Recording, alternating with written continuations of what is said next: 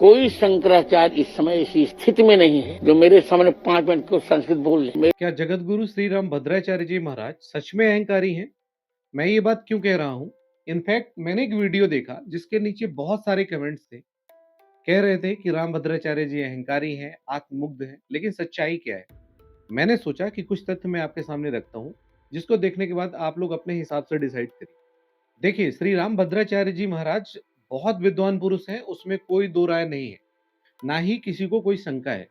लेकिन ज्ञान और अहंकार में एक बहुत पतली रेखा होती है। प्रेमानंद जी महाराज ने इस अंतर को बड़े अच्छे से बताया है। ज्ञान में क्या अंतर है? भक्ति ज्ञान में अंतर ये है कि जैसे माया है मैं और तू में लगाती है, हाँ। और ज्ञान में अहम आता है, हाँ। मैं ब्रह्म। अभी हाल ही में जगत गुरु राम भद्राचार्य जी का एक वीडियो बहुत वायरल हुआ, जिसमें वो अभिनव अभिनव अरोरा को मंच से डांटकर नीचे उतार देते हैं। कहते हैं कि मंच की मर्यादा है। वहां तक बिल्कुल ठीक है, हर मंच की अपनी मर्यादा है। लेकिन जब एक रिपोर्टर उनसे प्रश्न करता है कि गुरुजी आपका उसके बारे में क्या कहना है, तो गुरुजी कहते हैं कि वो मूर्ख। सुनिए। मेरा एक वीडियो वायरल हुआ, आपने देखा होगा जी, उसके लिए आप क्या कहेंगे?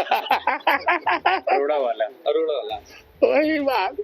अभिनव अरोड़ा इतना मूर्ख लड़का है वो। ये हंसी सुनी आपने? इसमें संतत तो कहाँ है? मुझे इसमें तो अट्टहास नजर आता है। देखिए, मैं यहाँ अभिनव अरोरा का कोई बचाव नहीं कर रहा हूँ। उसके कई वीडियो बन गए और लोग देख रहे हैं, इसलिए वीडियो बन रहे हैं, आगे भी बनेंगे। लेकिन स्वामी जी कोई यूट्यूबर नहीं है कि वो भी दूसरों की तरह अभिनव अरोरा को रोस्ट करने लगे। सिंपली जवाब दे सकते थे कि बच्चा है, उसने गलती करी, मैंने उसे समझा दिया।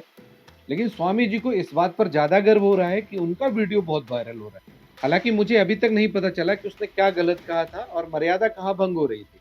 अगर मर्यादा इससे भंग हो रही थी तो क्या इन लोगों से मर्यादा भंग नहीं हो रही? झापड़ मार दी हमके। अच्छा ठीक है बा। जी आज रंगवा गाई जी, आज गाई मंच पर। राव आशीर्वाद मिली तो जरूर गाएगा।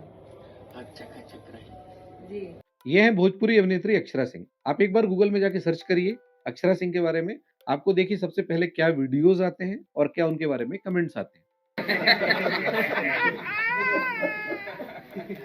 ससुरे इतना बदमाश बा।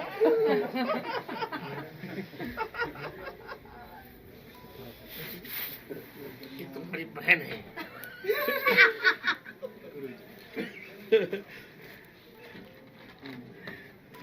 सिस्टर, अरे वो बन गई यार धांगनी, कहाँ सिस्टर है? काहो ऐसे कर, ऐसे गड़बड़ हो गई का।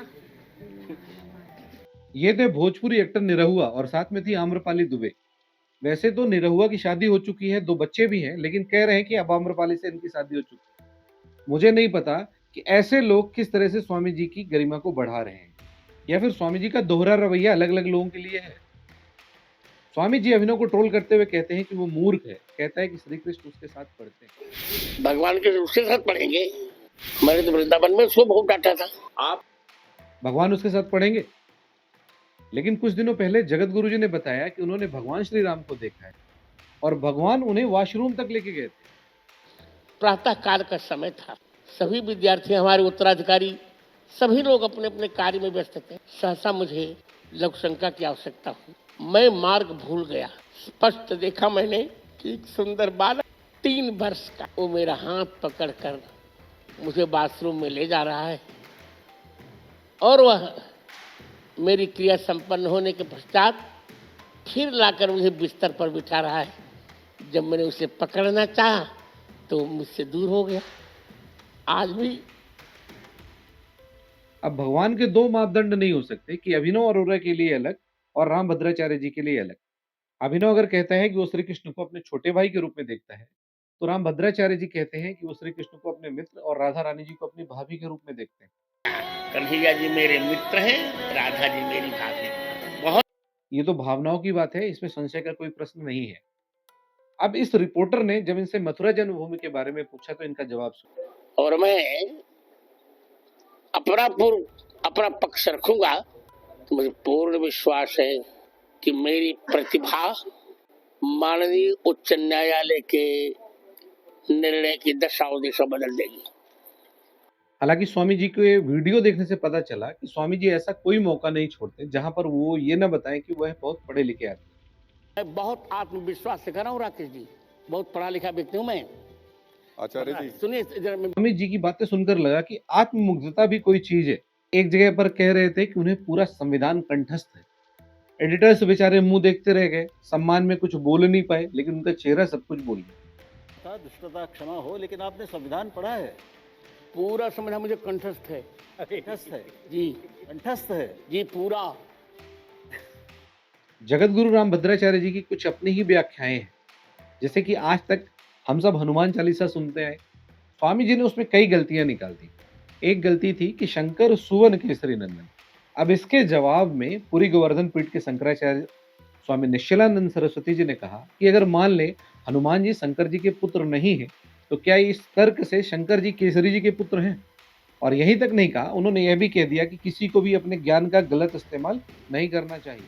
शंकर स्वयं और केसरी नंदन, केसरी नंदन का अर्थ क्या हुआ? फिर केसरी स्वयं भी कहना पड़ेगा। फिर शंकर सुवन का मतलब क्या होता है? शंकर पुत्र। अवतार के दो भेद होते हैं। कौशिकी ब्राह्मणोपनिषद का अध्ययन कीजिए। पिता ही पुत्र रूप से जन्म लेता है। शंकर भगवान साक्षात अवतीर्ण होते हैं, एक विधायक। शंकर भगवान अपने अंश रूप में उत्पन्न होते हैं। पवन तनय बल पवन समाना भी है। तो शंकर सुवन हो गए। सुवन का मतलब क्या हुआ? शंकर के पुत्र माने अंशावतार। अंशावतार होने पर अंशी से एकीभूत हो ही गए। पाठ बिल्कुल ठीक है। इधर उधर का भवानी नंदन है, आगे क्या? केसरी नंदन है। फिर केसरी नंदन को क्या करेंगे? केसरी को भी हटाना पड़ेगा या नहीं? अरे विवाद क्यों चल रहा है? जो मूल पाठ है परंपरा से प्राप्त उसको मानिए। अब विद्या का कोई दुरुपयोग करे तो उसको मत मानिए, कोई भी क्यों ना हो। हाँ, कल सुनिए, कल भाजपाई बोलवाएंगे, कोई कांग्रेसी बोलवाएंगे, कोई सपाई होके बोलेगा, कोई बसपाई होके बोलेगा। उनके कहने पर शोधन होगा। लेकिन जगत गुरु राम भद्राचार्य जी का कहना है कि कोई भी शंकराचार्य ऐसी स्थिति में नहीं है कि मेरे सामने 5 मिनट संस्कृत बोल ले। मूर्ख और राजनीतिक हैं ये लोग।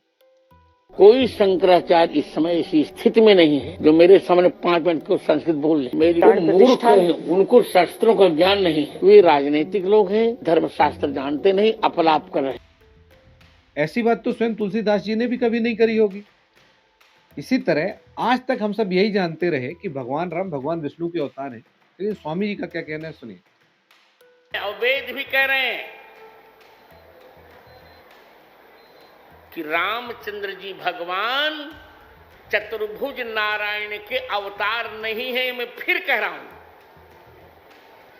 हालांकि स्वामी जी ने कहा भगवान राम महाविष्णु के अवतार है। इसी तरह एक बार जगत गुरु कहते हैं कि अगर किसी बच्चे को किसी भी एग्जाम में टॉप कराना है तो उसके पेरेंट्स को उसे रोज 108 बार सिर्फ इस चौपाई को पढ़वा देना चाहिए। यदि उसकी प्रतिभा को ओजस्विनी बनाना है, प्रत्येक कक्षा में टॉप कराना है, तो माता पिता को चाहिए इस पंक्ति को बच्चे से 108 बार प्रतिदिन पढ़वा लें। बस। अब इसके पीछे तर्क क्या है मुझे नहीं पता, लेकिन अगर इस बात में सच्चाई है तो जितने भी कोचिंग इंस्टीट्यूट है उन सबको बंद कर देना चाहिए और यह चौपाई रोज 108 बार पढ़ाई जानी। अभी कुछ दिनों पहले मेरा किसी काम से चंडीगढ़ जाना हुआ था और मैं सुबह सुबह नाश्ता करने एक होटल पहुंच गया। उस होटल में कई राजनेताओं और सेलिब्रिटीज की फोटो लगा रखी जो ये एंडोर्स कर रही थी कि बहुत बढ़िया होटल है। इसी तरह आज से कुछ वर्ष पहले मैं स्वामी जी के आश्रम चित्रकूट में गया और मैंने कॉरिडोर में देखा कि स्वामी जी की बड़े बड़े राजनेताओं के साथ फोटो लगी है। अभी आप इनकी वेबसाइट में जाकर देखिए। ऑफिशियल वेबसाइट के होम पेज में 3 फोटो स्क्रॉल कर रही हैं। उनमें से स्वामी जी की 2 फोटो प्रधानमंत्री मोदी जी के साथ है। स्वामी जी ये बताने का कोई मौका नहीं चूकते कि मोदी जी उनके मित्र हैं। मेरे मित्र मोदी जी मेरे बहुत अच्छे मित्र हैं और तीसरी बार मुख्य प्रधानमंत्री बने हैं भारत के। आप खुद सोचिए कि जिसने स्वयं भगवान को देखा है उसको इन नेताओं से अपने आप को इंडोर्स कराने की जरूरत है क्या? स्वामी जी को लोकतंत्र पर इतना भरोसा है कि कहते हैं कि जिन्होंने अयोध्या में बीजेपी को वोट नहीं दिया वो मंथरा के वंशज हैं। अयोध्या में जिस तरह की बातें सामने आ रही है सीट हारने के बाद, उसको आप किस तरह से देखते हैं? वो मंथरा के वंशज थे जिन्होंने नहीं दिया वोट। बस यही कह रहा हूँ। स्वामी जी के इस तरह के कई बयान हैं। अगर आप इंटरनेट में सर्च करेंगे तो आपको इस तरह हजारों बयान स्वामी जी के मिल जाएंगे। तो अगर आपको ये वीडियो पसंद आया है तो लाइक करिए, सब्सक्राइब करिए और आप क्या सोचते हैं कमेंट करके बताइए।